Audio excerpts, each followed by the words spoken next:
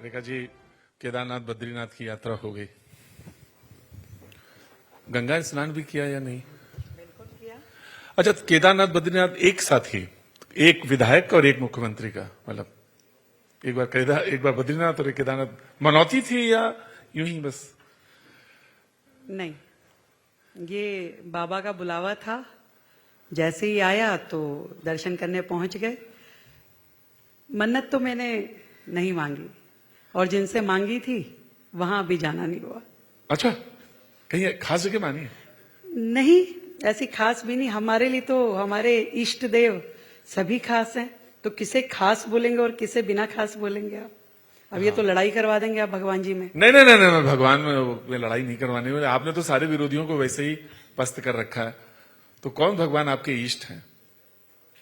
वैसे बाबा हनुमान को मैं, सालासर जाएंगी फिर? बाबा का रूप हर मंदिर में समान है। मेहंदीपुर हो, सालासर जी हो, हर जगह दर्शन अच्छा, करने तो फिर ये बताइए, वहां गंगा गई, अंदर आरती भी हरिद्वार में आपने की, तो वहां आचमन भी किया। यहाँ यमुना का आचमन और यमुना का स्नान कब होने वाला है हम लोग का? बहुत सारे लोग पूछ रहे हैं।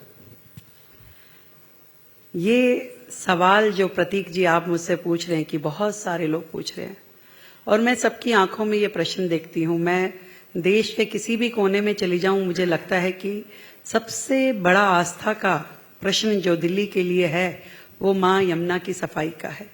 और वर्षों से उपेक्षित, वर्षों से लंबित काम जो पड़े हैं यमुना सफाई के निमित्त, मुझे अफसोस है कि पहले की सरकारों ने कभी उसको उस तरीके से ना लिया, ना उस पर काम किया। आज यदि हम सत्ता में आने के बाद डे 1 से उस प्रोजेक्ट पे काम करने की दिशा में आगे चल पड़े हैं, और ये काम ऐसा नहीं है कि मैं कहूं कि यमुना जी पे कोई झाड़ू लगनी है और आप पूछ लें कि हाँ जी झाड़ू तक कब तक लग जाएगी और मैं आपको बोल दूं कि हाँ जी हो गया। ये एक बहुत बड़ा विजन है, इसके लिए काम करने का एक बहुत बड़ा रास्ता है, और उस रास्ते पे चलना बहुत इंपॉर्टेंट है। मैं आज आपको बताना चाहती हूं इस मंच के माध्यम से कि यमुना सफाई है क्या। यमुना जो यमुनोत्री से शुरू होती है और जाकर के प्रयागराज पे खत्म होती है, 48 किलोमीटर का जो रास्ता है, 48 किलोमीटर का एक स्ट्रेच है जो दिल्ली में से होके गुजरता है। दिल्ली से पहले जब वो हरियाणा से जाता है तो हरियाणा के नाले उसमें छोड़ दिए जाते हैं। जब दिल्ली में आता है तो दिल्ली के जितना भी ड्रेनेज सिस्टम है, जितने भी बड़े नाले, छोटे नाले, 22 बड़े नाले जो नदी से भी बड़े हैं, नजफगढ़ ड्रेन जिसे साहेबी नदी कहते हैं, वो सभी नाले आखिर में जाते कहाँ हैं? वो सब यमुना जी में गिरते हैं।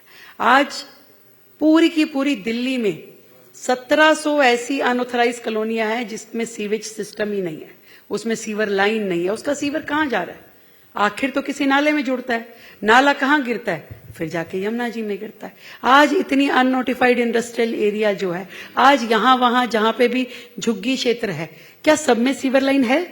कहाँ हो रहा है उनका सीवेज? कहाँ जा रहा है? आज दिल्ली का एक आदमी मुझे बता दे जो ये कह सके कि पूरी दिल्ली किस तरीके से रची बसी है, इसमें क्या व्यवस्था है, कितनी कॉलोनियों में आज सीवर होना चाहिए, बनना चाहिए, पाइपलाइन, नाले, कोई जवाब देने की स्थिति में नहीं है। माफ कीजिएगा, जो सरकारें 11 साल राज करके चली गई वो जवाब नहीं दे सकती, और जो 15 साल राज करके चले गए वो भी नहीं बता सकते।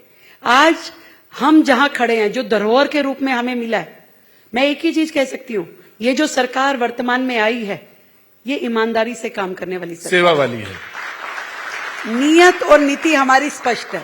हमारा लक्ष्य है यमुना सफाई हो, यमुना अविरल जी। आपने एक सपना तो जरूर दिखाया, आपने सपने में दिखाया कि उसमें अंदर क्रूज चलेंगे, दोनों तटों पे फ्ली मार्केट जैसा कुछ आपने प्लान किया है, या कुछ इस तरह का मार्केट होंगे, तो कुछ इस तरह का कुछ सपना बहुत बड़ा है, पर एक चीज निश्चित है कि जैसे मां गंगा में लोग स्नान कर पाते हैं, ऐसा ही दिल्ली में मां यमुना में भी लोग स्नान करते हैं, उसका भी आचमन कर पाए, ये लक्ष्य है। उसके आगे की चीजें तो जुड़ती जाएंगी। बहुत जरूरी ये है कि हमारी जो आस्था है मां यमुना के प्रति, उसका हम सम्मान रख पाए, और दिल्ली में यमुना का वो स्वरूप हो जिसकी वो हकदार है। आपके विरोधी आजकल नहीं दिखाई पड़ रहे हैं, जो सबसे प्रखर विरोधी हैं, केजरीवाल जी कहाँ हैं आजकल? उनकी जानकारी आपके पास बेहतर होगी, उन्होंने दिल्ली को तो कर ही दिया नहीं, तबाह, उनका अब पंजाब की ओर चल पड़े हैं। नहीं, उनका एक वीडियो आया है, उस वीडियो में उन्होंने दिखाया है कि किस तरह से दिल्ली के लोग बिजली से परेशान हैं, पानी से परेशान हैं, वादे जो आपने किए थे उससे परेशान है। उन्होंने एक वीडियो तो दिखाया है। 11 साल में कितना परेशान रहे ये नहीं बताया उन्होंने। 3 महीने में 100 दिन में वो बता रहे हैं कितना परेशान है। अरे तो अभी तो आप जो एज इट इज देके गए हैं वही तो परोस रहे हैं। 3 महीने में आप सोचते हैं कि वो सारी चीजें जो आपके कर्म है इतने सालों के, वो आकर के हम इतने एक्सपर्ट हैं तुरंत रबड़ से मिटा देंगे, तुरंत वहां नई गाथा लिख देंगे, मतलब ऐसा सोचते हैं वो। ये धरोहर है, ये धरोहर है जो आम आदमी पार्टी का कुशासन जो दिल्ली में उन्होंने किया वो हमें देखे गए। यानी उस 100 दिन का जो आपसे हिसाब मांग रहे हैं वो, मैं कह रही हूं होते कौन है वो हिसाब मांगने वाले, जो 11 साल के अपने शासनकाल में पानी, दिल्ली जो है 40% जनता को नल के माध्यम से जल मिलता है जनाब, बाकी सारी जनता बिना नल के, पाइपलाइन से, टैंकर से, पता नहीं किससे पानी लेके पीती है। ये कार्यकाल था उनका? या वो जो कि पूरी दिल्ली आज झुग्गी झोपड़ी में बसी हुई है और उनके लिए वो मकान नहीं दे पाए, नाली, खड़ंजा, शौचालय नहीं दे पाए, वो उस दिल्ली की बात कर रहे हैं? किस दिल्ली की बात करते हैं वो? उन्होंने टैप खोला था, पानी पिया था। हाँ, वो नल कहाँ का था? उनके पिछवाड़े वाले घर का होगा वो। शायद ये वो सरकार थी जिसकी मंत्री जल मंत्री होने के बाद धरने पे बैठ जाती थी, जो मुख्यमंत्री होने के बाद धरने पे बैठ, धरना पार्टी है वो, विपक्ष की पार्टी थी, विपक्ष में चली गई। तो मैं ये कह रहा हूं आप तैयार हैं उनके लिए? धरने तो उनके आने वाले हैं। देखिए मैं तो कह ही रही हूं वो विपक्ष की पार्टी थी जो सत्ता पक्ष में रह के भी विपक्ष का काम करती थी, तो आज तो विपक्ष में करेगी, तो मुझे उनसे कोई गिला शिकवा नहीं है, ये उनका काम है, उन्हें करना ही चाहिए। पर मुझे लगता है कि वो ये जो 11 साल में उन्होंने जो कुछ नहीं किया और हमारी और एक उंगली करते, तो मैं ये बताना चाहती हूं एक उंगली सामने करते तो 4 आपकी अपनी और है, जवाब उनको भी देना है। वो सवाल पूछेंगे, लेकिन मैं अभी कुछ दिन पहले देख रहा था आपको, जहां पे मैं शो करता हूं कि नॉर्थ प्लेस में, आप पसीने से श्लथ एकदम, और ऑपरेशन सिंदूर पे बोल रही थी। विपक्ष ने कहा कि वो सिंदूर जो होता है वो गर्म कहाँ होता है, शरीर में कहाँ बहता है? उन्होंने कहा सिंदूर तो गर्म नहीं होता, खून गर्म होता है। देखिए, ना उनका खून गर्म है, ना उनकी रगों में जोश है, ना उनको मातृभूमि से प्यार है। वो क्या समझेंगे देश के प्रति प्यार, जो देश के दुश्मनों की आवाज में आवाज मिलाते हैं, जो सर्जिकल स्ट्राइक के सबूत मांगते हैं, जो धर्म के आधार पे देश को विभाजित करते हैं। उनसे मैं कोई अपेक्षा नहीं करती कि उन्हें सिंदूर का मतलब पता हो या देश की सेनाओं के शौर्य का, कुछ नहीं। क्या उम्मीद करेंगे उनसे? वो कह रहे कि सवाल पूछना तो जायज, में तो साथ ही है, विपक्ष पूरा साथ है आपके, लेकिन सवाल पूछने तो जायज हैं। अगर सवाल पूछे जाएं तो कहते हैं कि कितने गिरे, इसको पूछने में क्या गलत है? नहीं, बिल्कुल बिल्कुल सही कह रहे हैं आप। नहीं, ये सवाल जो वो पूछते हैं ये जाकर के दूसरे देश में भी पूछ ले कि क्या गिरे। जो जनता उनसे पूछ रही थी लगातार 11 साल के शासनकाल में, तब तो उनके मुंह पे गोंद लग जाती थी। जब लोगों ने पूछा कि स्वाति मालीवाल को आपने अपने घर में बुला करके पीटा, आपने अपने चीफ सेक्रेटरी को घर में बुला के पीटा, तब तो गोंद लग जाती थी मुंह में, तब सवाल नहीं पूछे जाते थे। जब उनके विधायकों पे उंगली उठाई जाती थी कि वो रेप के केस में अंदर जा रहा है, कोई राशन कार्ड बनवाने के लिए महिलाओं का उपयोग करता था, तब सवाल का जवाब नहीं देते थे वो। शराब पे जितनी बातचीत हुई, कभी एक बार जवाब दिया केजरीवाल साहब ने? जिसके कारण से वो जेल गए, जिसके कारण से सत्ता गई, कभी बोले क्या? तब गोंद क्यों लग जाती थी? आज वो सवाल पूछते हैं देश की सेनाओं से, कमाल है। अच्छा, मैं आज एक सवाल आपसे पूछूं, अगर आपको डिफाइन करना हो अरविंद केजरीवाल जी को एक सेंटेंस में, तो कैसे डिफाइन करेंगे? फिर इसके बाद मैं दिल्ली पे पहुंचूं, दिल्ली के सवाल पूछूं, अगर डिफाइन करना हो तो एक सेंटेंस में अरविंद केजरीवाल जी। अरे आप एक सेंटेंस के एक शब्द में उनको डिफाइन कर दिया गया, आपदा। दिल्ली के लिए आपदा दी वो, जितना भले वक्त से निकल ही ठीक हो गया। एक लाइन की आवश्यकता कहां है? एक शब्द। रेखा जी, चुनाव हो गए, उसमें कुछ बातें कही गई, और मैं अब उन्हीं योजनाओं पे आता हूं। एक योजना थी कि 2,500 रुपए जो है सशक्तिकरण, महिला सशक्तिकरण पे बात हुई कि वो दिए जाएं और उसका वायदा भी किया, वो अभी तक नहीं हुआ। लोग पूछते हैं कि दिक्कत क्या है वहां पे, मुश्किल क्या है जो अभी तक नहीं, क्योंकि बार बार लोग सवाल पूछते हैं आपसे ये वाला। बिल्कुल सही कहा आपने, दिक्कत कहाँ है। देखिए प्रतीक जी, ये सरकार है, सरकार ने अपने घर में पैसे नहीं रखे होते, सरकार के सिस्टम में रेवेन्यू जनरेट होता है, वहां से आप जनता को स्कीम का लाभ देते हैं। इन्होंने अपने शासनकाल में क्या आयुष्मान रखा था? क्या इन्होंने वय बंधन योजना रखी थी? जब इन्होंने लोकसभा के समय वायदा किया कि हम महिलाओं को 1,000 रुपए देंगे, वो उसके बाद भी दिए क्या? जब पंजाब में इन्होंने कहा कि हम बहनों को हर घर में 4 महिला है तो चारों को पैसे देंगे, आज तक दिए क्या? ये हमसे 100 दिन में हिसाब मांग रहे हैं। मैं आपको कहना चाहती हूं, ये दिल्ली में भाजपा की सरकार है, नरेंद्र मोदी जी के नेतृत्व की सरकार है। जो कहा है निश्चित रूप में करेंगे। एक एक योजना का अनुपालन होगा और इस योजना के लिए विशेष रूप से हमने 5100 करोड़ रुपए का बजट का प्रावधान भी किया। वो योजना भी देनी है, परंतु ये ऐसा काम नहीं है कि आज देना है, वन टाइम देना है और खत्म। ये दिल्ली की उन गरीब बहनों को अधिकार देने की बात जो हमने कही है, ये शुरू करेंगे तो लगातार देनी है, हर महीने देना है। आपने कहा देंगे, फिर आपने कुछ डेटा, कुछ रजिस्ट्रेशन, कुछ आप एनालिसिस करने लगी, कुछ खोजने लगी। घर के बाहर लाइन लगा के थोड़ी ना देना, ये डीबीटी होगा, अकाउंट में जाएगा पैसा। कौन रजिस्टर करेगा, कौन एलिजिबल होगा, क्या क्राइटेरिया होगा, उसका बैंक का खाता नंबर, उसका आधार कार्ड नंबर, वो लिस्ट बनना, उनको कितना अमाउंट जाएगा, ये सब तय तो होगा। तो आपने अभी तक कुछ खोजा तो होगा ही, कुछ तो लगातार काम चल रहा है।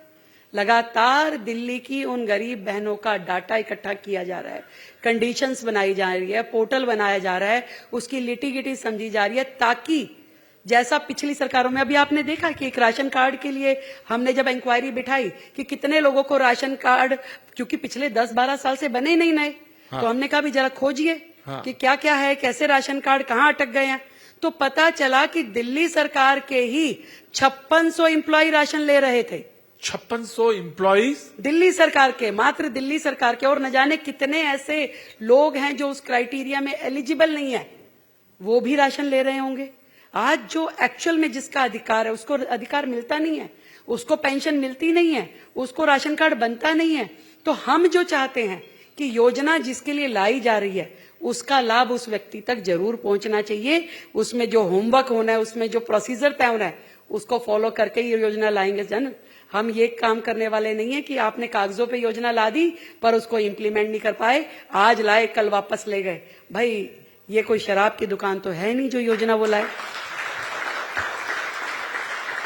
आप ये कह रही हैं 5600 लोग थे तो उन पे कोई एक्शन भी लेंगे आप? बिल्कुल लेंगे, उनके राशन कार्ड काटे जाएंगे, उन्हें शोकॉज दिया जाएगा कि आप एक सरकारी योजना जिसके लिए आप एलिजिबल नहीं थे, आप कैसे उसका लाभ ले रहे थे, किसी गरीब का अधिकार आपने कैसे मारा। बिल्कुल उनके खिलाफ एक्शन होगा। महिला सुरक्षा, मैं एजुकेशन पे आऊं से पहले महिला सुरक्षा को लेकर बहुत सारे सवाल पूछे जाते हैं दिल्ली में, खास तौर से क्योंकि तमाम जगह के लोग भी आते हैं यहाँ पे, लगातार होते हैं। तो उसको लेकर कुछ आपने सोचा? क्योंकि आपने बसेस से मार्शल्स हटा दिए तो लोगों ने कहा कि, फिर दूसरी बात उन्होंने कहा कि महिला सुरक्षा को लेकर उसके सशक्तिकरण के लिए यू हैव ए प्लान, कोई प्लान है? देखिए, पहली बात तो मैं ये कहना चाहूंगी कि ये जो पार्टी है, मार्शल हटा दिए, अरे मार्शल लगाए भी उन्होंने, हटाए भी उन्होंने, हमने कुछ नहीं किया। अभी तो हम उन्हीं के बही खातों का जायजा ले रहे हैं, अभी तो उन्हीं के कर्मों का हिसाब जोड़ रहे हैं, घटा रहे हैं कि भाई कहाँ पे क्या है। तो ना हमने मार्शल लगाए थे ना हम हटाए थे। ये तो बड़ी दुर्भाग्यपूर्ण स्थिति थी कि जिनका ये सोचना था कि दिल्ली जैसे शहर में पब्लिक ट्रांसपोर्ट पे भी मार्शल की जरूरत है, जबकि उसमें कैमरा होना चाहिए था, उसमें पैनिक बटन होना चाहिए था, वो नहीं करना, एक मार्शल होना चाहिए था। ये उनकी सोच थी, वो छोड़ दीजिए। पर दिल्ली की बहनें सुरक्षित हो, ये हमारा बहुत बड़ा कंसर्न है और हम लोग लगातार उस विषय पे काम करते हैं। आप देखिए दिल्ली में जहां जहां भी डार्क स्पॉट है, डार्क स्पॉट केवल लाइट की दृष्टि से नहीं, जहां आपका कनेक्शन कम है, जहां पे आपका पीसीआर अप्रोच नहीं है, वो सारे पॉइंट्स को हमने आइडेंटिफाइड किया with Delhi police, with Delhi traffic, और उन सब जगहों पे कैमरा लगाया जाना, वहां पे पीसीआर का अप्रोच बढ़ाया जाना, वन स्टॉप सेंटर जहां पे कि एक महिला किसी विपरीत परिस्थिति में जाकर के तुरंत मदद ले सके, उन सारे वन स्टॉप सेंटर्स को हमने अच्छी ऑपरेशनल स्थिति में हो, उनको रेनोवेट करें, उनमें सुविधाएं बढ़ाएं, इसके लिए हमने बजट भी रखा, उन पे काम भी शुरू हुआ। तो ये सारे काम जो दिल्ली की बहनों की सुरक्षा के लिए जरूरी हैं, लगातार पुलिस और प्रशासन के साथ में बैठ के होना, एक एक विषय पे डिटेल स्टडी होना, ये काम चल रहा है। पहले की जो सरकारें थी वो तो केवल गाली कहती थी, वो तो ये कहती थी कि भाई केंद्र हमें काम नहीं करने देता, एलजी हमें काम नहीं करने देता, पुलिस हमें, परंतु आज जो ये डबल इंजन की सरकार है, ये स्वयं भी काम कर रही है और बाकी जितनी एजेंसीज हैं उन सब से भी काम ले रही है। वो तो कहते हैं डबल इंजन नहीं है, ट्रिपल इंजन है। अरे 4 इंजन है, 6 इंजन भी है, चिंता मत करिए, ये गाड़ी ऐसी दौड़ेगी कि लोग इंजन गिनते रह जाएंगे।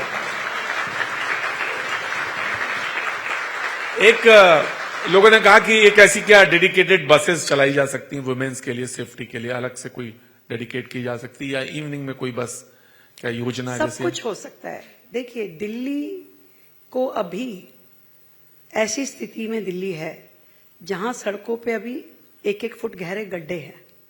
गड्ढों को भरना पहला काम, उसके ऊपर इमारत खड़ी करना दूसरा काम, इमारत को सजाना तीसरा काम। तो ये जो स्थिति दिल्ली की है, मतलब आप समझिए कि दिल्ली के लोग, देश की राजधानी की जनता अपनी, आज उनकी डिमांड क्या है, आप ये बताइए। सबसे बड़ी परेशानी यहाँ पे ये है, I am sorry, I am interrupting you, very sorry, ये एक मैं कई 25-26 सालों से मैं सुनता आ रहा हूं कि दिल्ली में मल्टीपल एजेंसीज हैं। कोई आता है सड़क खोद जाता है, कोई आता है टेलीफोन लाइन डाल जाता है, कोई आता है वाटर वाला है, कोई, तो मल्टीपल एजेंसीज के लिए कोई सिंगल विंडो नहीं सोच सकते क्या? 21 साल के बाद आप हैं, लोग जानना चाहते हैं कि दिल्ली में आप उसकी लोकेशंस को छोड़ दीजिए, वो तो सवाल अलग है पर्यावरण की दृष्टि से, क्या सिंगल विंडो नहीं होनी चाहिए 100% रिडर्सल के होनी लिए? चाहिए। और आदरणीय देश के प्रधानमंत्री नरेंद्र मोदी जी का जो विजन है, उस विजन में वो ये काम शुरू कर चुके हैं, जिसका नाम उन्होंने दिया गति शक्ति। ये केवल दिल्ली नहीं, पूरे देश में जितनी एजेंसीज काम करती हैं उन सबका कोऑर्डिनेशन आपस में होना बहुत महत्वपूर्ण है। कि भी आप सड़क बना देते हैं, फिर पता चल रहा है पाइपलाइन बिछ रही है, बिजली की लाइन बिछ रही है, तो ये कोऑर्डिनेशन पूरे देश में जरूरी है, उसी प्रकार से दिल्ली में भी जरूरी है।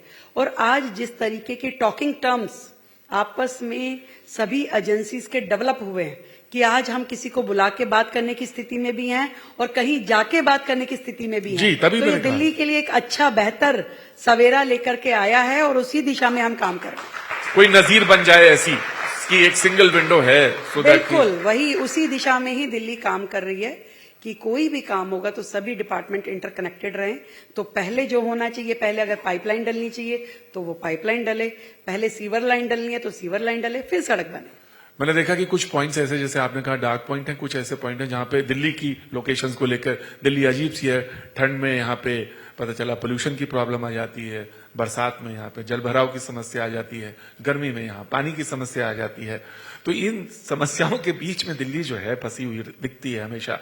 अभी देखा मैंने कुछ एक्शन भी आपने ले लिया, किसी पॉइंट पे, स्पेसिफिक पॉइंट में पानी भर गया था तो आपने एक्शन लिया वहां पे।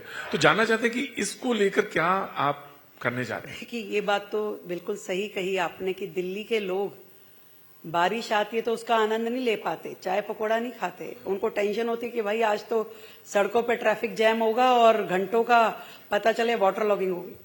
पर आप ये भी तो समझिए कि जिनके पास इतने इतने समय सत्ता रही, क्यों इन चीजों पे काम नहीं हुआ? क्यों मिंटो ब्रिज सालों से वही एक फोटो छपती है अखबार के फ्रंट पेज पे, मिंटो ब्रिज है, मिंटो ब्रिज में बस डूबी हुई है। ऐसा एक साल आप बता दीजिए कि आपने देखा हो कि मिंटो ब्रिज की वो फोटो ना छपी हो।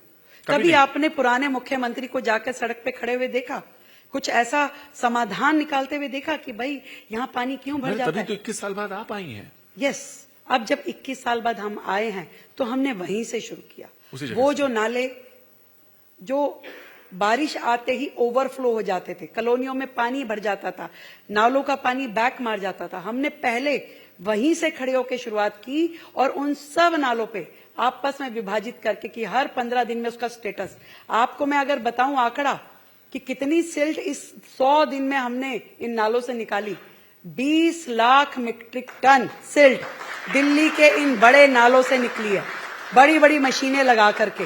और मैं लगातार अधिकारियों को मैंने ये बात कही कि ये जो डीसिल्टिंग है ये केवल बारिश के पहले का काम नहीं है, ये दिल्ली में 12 महीने होने वाला काम है, क्योंकि ये वो नाले हैं जिसकी वजह से 2023 की बाढ़ आई, देश की राजधानी में बाढ़ आई। बैरिकेड खुल नहीं पाए क्योंकि वो इतने जाम हो गए कि वहां पे कभी सफाई होती ही नहीं थी। पहली बार दिल्ली की कोई सरकार सड़कों पे, नालों पे खड़े होकर के काम देखती है, करती है और ये बताती है कि यहां कितनी डीसिल्टिंग होनी चाहिए। पहली बार बारिश के आते ही मंत्री सब सड़कों पे निकल जाते हैं कि भाई कहां कहां जल भराव हुआ, क्या कारण रहा, उसका क्या निवारण है। पहली बार ऐसी सरकार है जो नाम वाली सरकार नहीं है, काम वाली सरकार है। 27 साल बाद आप सरकार में आए और एक इशू मुझे याद है उतना ही पुराना है और दिल्ली में, और वो है स्कूल एडमिशन और फीस को लेकर।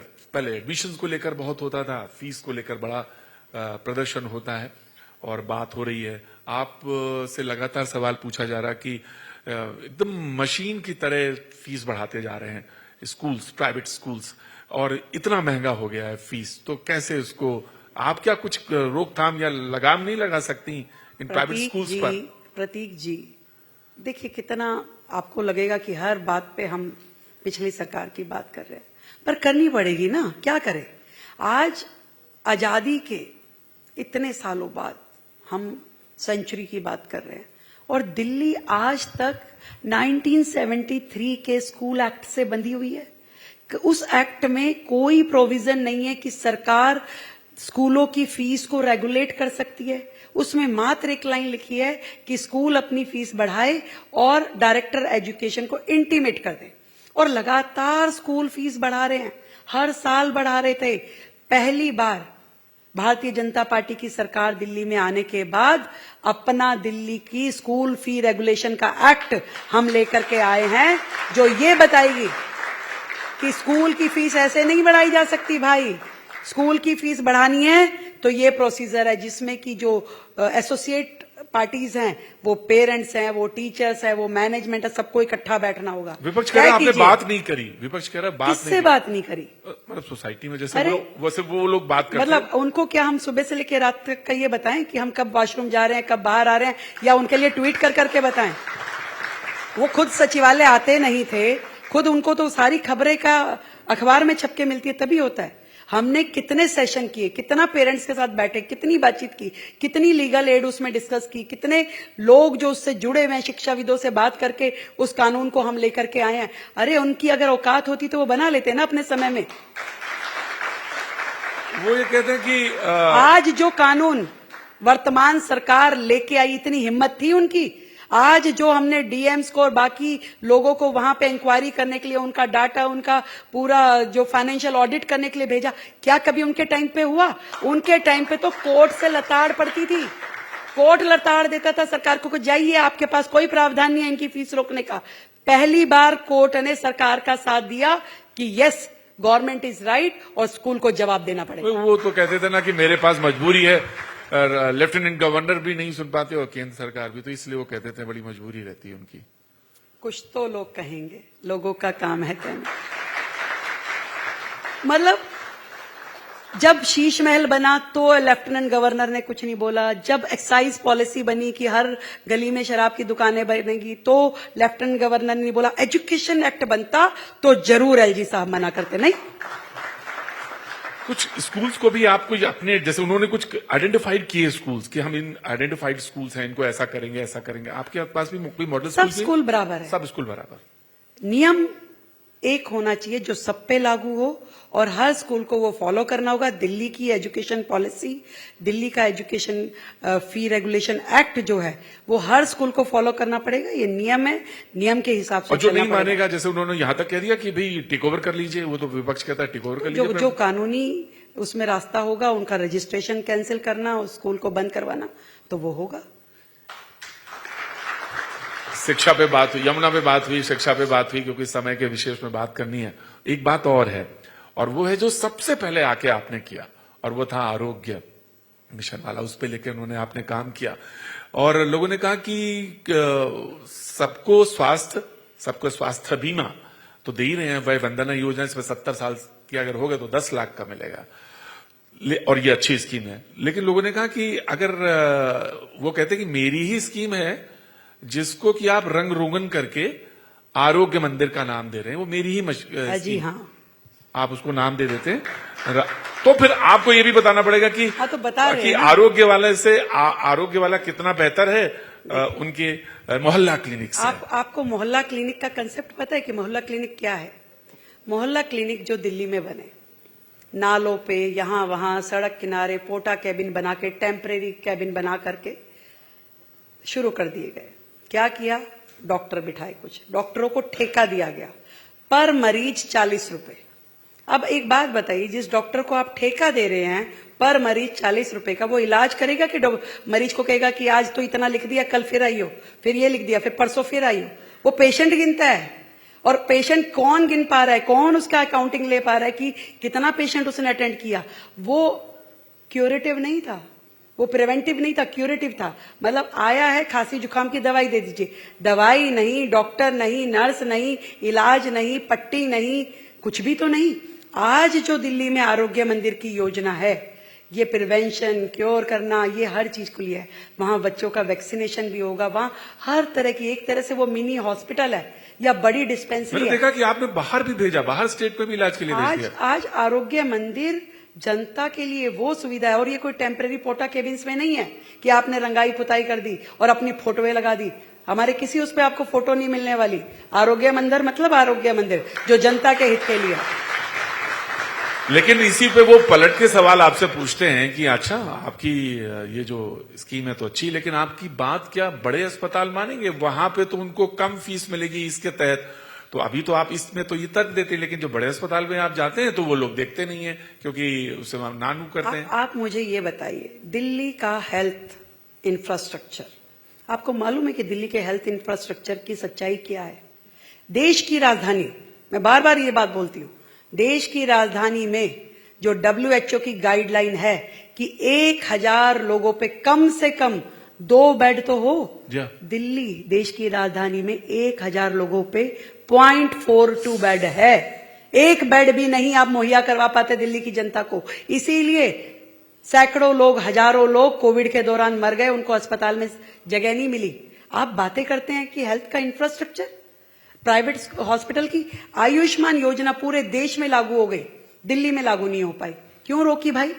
आपका क्या जा रहा था? अगर सरकार पैसे देके किसी का इलाज करा रही थी, आयुष्मान के तहत उसको जीवन की एश्योरेंस, हेल्थ की एश्योरेंस मिल रही थी, तो बताइए कि केजरीवाल साहब को कहां तकलीफ थी? मोदी जी की स्कीम थी, नहीं आने दिया। स्कीम जनता के लिए होती है, स्कीम केजरीवाल साहब की या मोदी जी की नहीं है, जनता के हित की स्कीम है। और भाई जो पैसा देगा, नाम अगर केंद्र का होगा तो केंद्र का लगेगा ना।